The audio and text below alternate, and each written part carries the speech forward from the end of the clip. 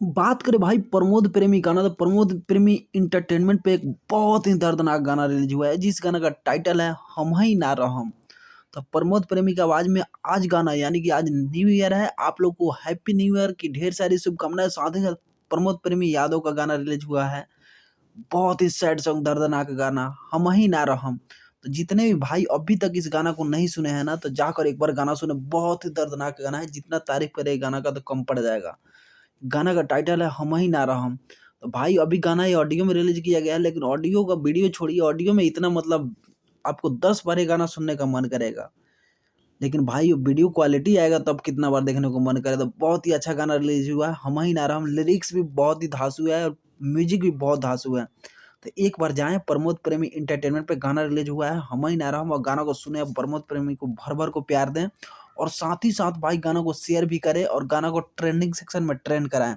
और आप लोग से रिक्वेस्ट है कि मेरे चैनल को लाइक कमेंट और सब्सक्राइब जरूर करें। तो thank you so much video watch करने के लिए, लव यू ऑल प्रमोद प्रेमी फैन।